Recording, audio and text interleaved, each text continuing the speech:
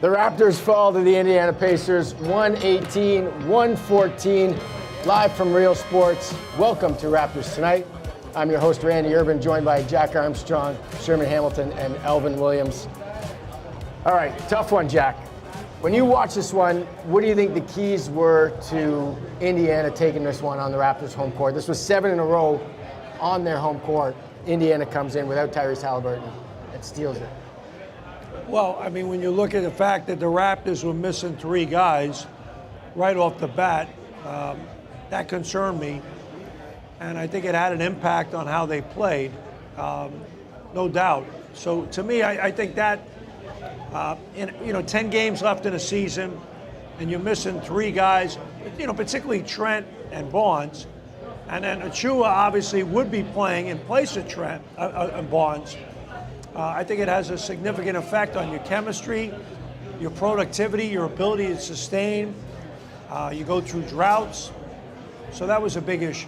Same for you, Alvin, the issue of just not having your horses? No, definitely. I mean, once you miss 3 guys, rotational guys, starters, and then other people got to fulfill that role. Like you start Will Barton, and Will, that didn't pan out, I guess. And then you have Malachi Flynn, who had big minutes. And, it's just hard to find that continuity that you've been working so hard to get to this point. Right.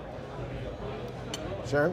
Yeah, no, obviously without those guys, 2 of them pretty key in terms of the Raptors' success. They were missing a key guy. They were. You gotta roll with what you got. Well, we can talk about Indiana and what they didn't have, but you're asking me about the Raptors? Yeah, they're missing 2 key guys, and he got you there. They couldn't really figure it out. You got them there. Especially to start the game, they couldn't figure it out. So, and again, you give a young team, when you look at Indiana with, Nembhard and Mathurin and Brissett, these guys are young players, and they got confident real quick, really quick in this game. They felt like they could get into the Raptors' paint anytime they wanted to.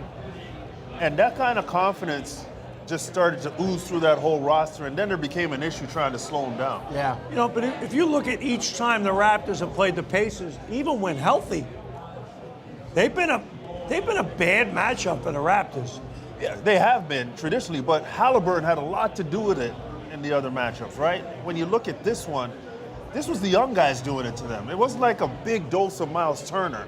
It was, the fact that Nembhard was really good, Mathurin was good.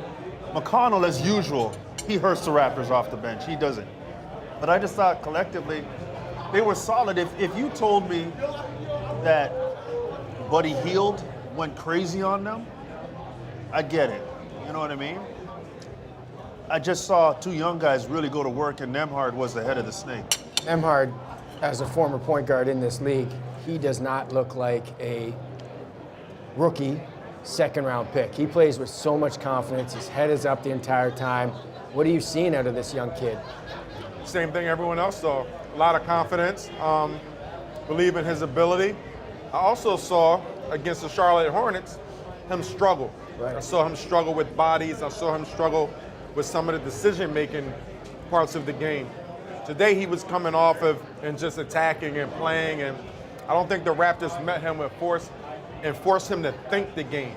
He just played the game. Right. With young players, you got to make them think, and you got to try to make them react. And sometimes that'll impact the way their output. But he's a heck of a player, and he played with confidence coming back home. What is it, 14 points in the first quarter? Yeah, first 16 minutes. In the first half. So he was very good all night. Did you like the compete level between these 2 teams? Obviously, Indiana is trailing Toronto. They're fighting for some play-in situation. Raptors need every win. I liked what I saw from Indiana early. I thought they came out. And, when you start 3 Canadian kids, it's like, and we've spoken about this before, like if you're the Knicks, anytime teams come into Madison Square Garden, regardless of where guys are from, hey, it's the Mecca. Guys get up for the game. It's the same as we're looking up at the TV right now. The Lakers are playing a home game. It's the same thing. Right. And so now Canada is number 2 in the world in terms of representation in the NBA. Ask the Toronto Maple Leafs. On Hockey Night in Canada, when you are playing a team and you're the Leafs, and there's 12 Ontario kids on the other team, guess what? Yeah. You're in for it, man. They're coming after you. And I thought tonight they just had more urgency to how they played early on, and you're already down 3 guys. So now you're playing from behind the whole night. Yeah. I got a question here from the audience watching live on YouTube. This is Sher Khan. Question for the panel. Raps had this game tied at 73 and later 95 each. What do you see lacking in Raps' offensive sets that we can fix to put the hammer down, even with 3 players missing in the lineup? That's to everybody here in the panel. Well, Alvin's eating, so I think it's Sherm's opportunity because Alvin, he doesn't want to answer the question, so he's going to keep the eating. timing, you see the timing, he was showing some stuff in his mouth. Al, have you stopped eating since you sat down? Oh, look at the look. I would Started something, right? I would be eating if I wasn't here for you every day. Be eating somewhere else. You know, I couldn't Watch your tone, dog. I couldn't even finish that Watch your sentence. tone, I dog. couldn't even finish that sentence. By the way, he got ticked off. Some fan called him Damon earlier. Because you realize, Damon, he didn't, we know who Damon is around Yeah, here. oh yeah. Second favorite rapper of all time. Well, he's number 1. You're my number 1. He's my number 1. Don't touch me. You're my number 1. Answer the question, dog. Don't give me attitude because you have a problem over there. I was just saying, go ahead. I'm just saying. Hey, we're good. I don't. No, you're not good. I know the score was tied. Yeah. But I thought the Raptors had too many defensive problems in this game for me to really focus on the offensive end. Yeah, they could have ran some different things, and I thought at times they got a bit bogged down offensively, a little bit too much one-on-one, but I just thought they didn't have enough answers on the defensive. And then they had a stretch where they went on a run where they were able to get consecutive stops, but they weren't able to extend that through the fourth quarter. And again, when a team's confident scoring the basketball and they felt all game that they can get something, it's hard to put them out. It's hard to put that water on that fire. And I don't think they had enough defensive consistency throughout this game to really support any offensive punch that they had. So it's a catch-22 because I don't think their defense was where they would want it to be. Alvin, you mentioned during the broadcast about the Raptors sometimes rushing to make the extra pass rather than taking advantage of a certain situation. Was that right, or did I hear that right? Can you explain that? Yeah, well, not rushing to make the extra pass, but I think sometimes they're not patient enough to seek out mismatches.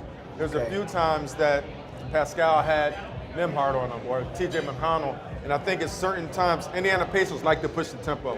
Sometimes you might have to slow it up, and sometimes your best defense can be your offense and being more deliberate on there and making sure you take advantage of mismatches.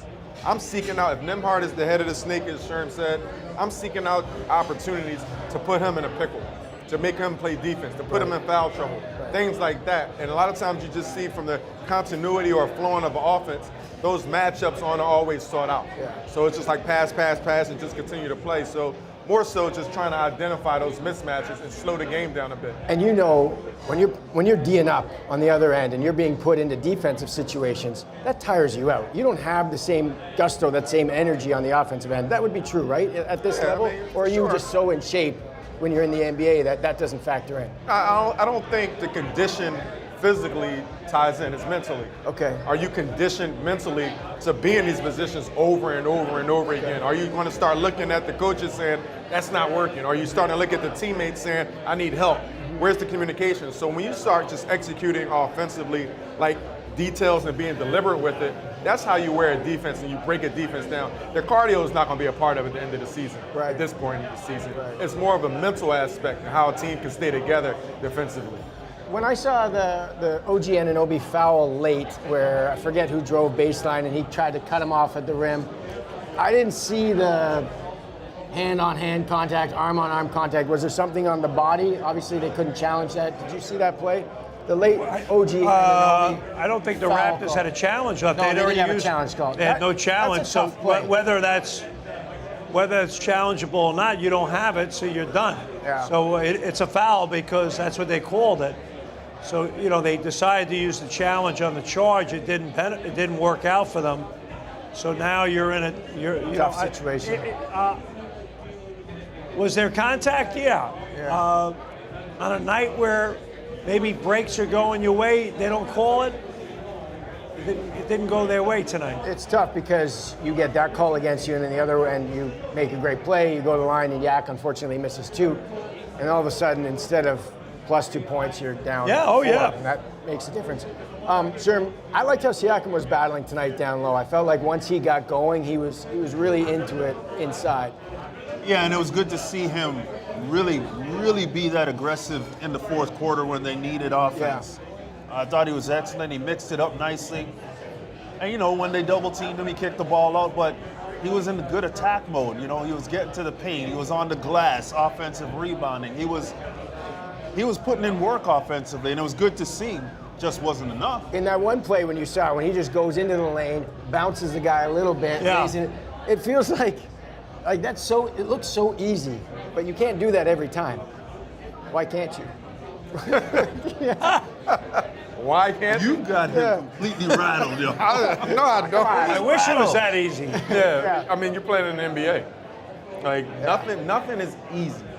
Like, even the things that look easy, it took a lot of hard work somewhere or another to make it look that easy. So the hard work is all about that game. So if he could do it, I'm sure he would do it every time. But, you know, that first half started out slow, getting 6 shot attempts, only scoring 6 points, not getting to the free throw line. I think when you're undermanned, someone has to say, you have to have an idea. It's like, all right, we got to come out from the jump and hit first because we're undermanned. But Pascal, he let the game come to him. Second half, he was phenomenal. But, you know, as Sherman said, it wasn't enough. Or it may have been enough. The other pieces didn't step up. The other pieces weren't there. OG didn't have a great game. Missed some timely threes. He's been hitting that corner 3. He's been shooting the ball well up to today. But I think it was just one of those things. We're undermanned again, but you can't. No player could do the same move every time and get the same result every time. Not in the NBA. Unless it's Kareem Abdul-Jabbar with that skyhook. Skyhook, yeah. Skyhook was pretty unstoppable. Damon True. Stoudemire with his 3. Alvin Williams with his little cross. Let's stop at Kareem Abdul-Jabbar. Okay. Yeah. But how come you can't punch first every Don't you time? ask Jack. Don't How ask come you me. can't punch first every time? Why can't what? Why can't you punch first every You time? can't even control the show, man. Why, like, to start? He's offering honest feedback. To start here. you mean tonight, like to start a game? Yeah, just in general. Like, if I'm a team, I would love to punch first every time. I don't think, like, the Raptors came out passive tonight. I really don't. I just think there was that much more juice that Indiana had starting 3 Canadian kids. I thought those guys were just hyped, ready to play. I don't think the Raptors weren't ready to play. Right. To Sherman's point earlier, they just had a hard time guarding stuff. But they've had a hard time, again, even when healthy, they've had a hard time guarding Indiana every time this year. Yeah. I just think their speed and quickness at the point of attack, they lose matchups. And when you lose matchups out front, you're in trouble. All right, we got a question from the audience. We got Ben in the house. Come on in, Ben. I don't know if you can limbo that. I'll lift this up for you. Here. Yeah. All right. There you go. Grab the mic. Come in here, right here. You got Alvin Williams, Sherman Hamilton, Jack What's up, Ben? Armstrong. How you doing, man? What's up, Ben? Ben's really Ben, excited. how are you, buddy? He's big fans. Great. Big fans of you guys. All Awesome. 3 of you. Thank Not me. Yeah, ahead, Ben. so my question is, like, obviously this game didn't turn out the way the Raptors wanted it to, but they've been pretty hot as of late. Do you guys see the Raptors making a splash in the playoffs if they can get in? It's a good question. Well, coming into the game tonight, I thought they needed to go 7-3. Okay. Now they need to go 7-2. And that's hard. I'm not kidding you, it's hard. But I don't want to be in the 9-10 where you got to win 2. I'd rather be in the 7-8 where you have to win 1. Obviously, whether you play Boston or Milwaukee, it's going to be an incredibly challenging series. But you want to get in it, and if you can afford to win 1 game, and then have a few days off to prepare for a tough opponent, that would help a great deal.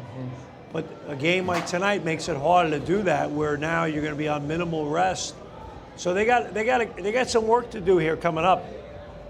Can they make a splash, you guys think? I mean, this team's playing pretty well. I mean, notwithstanding the way the game went tonight, they've been trending upwards here. Yeah, to me, it's a creep, crawl, walk, run situation, and they've got to take care of the rest of this regular season. I'd love to see them get in the playoffs and see what they can do against the top seed. It's going to be difficult, as Jack said, but this team has an interesting way of making those matchups more interesting than we think they would be. So if they get in, I could see them competing at a high level.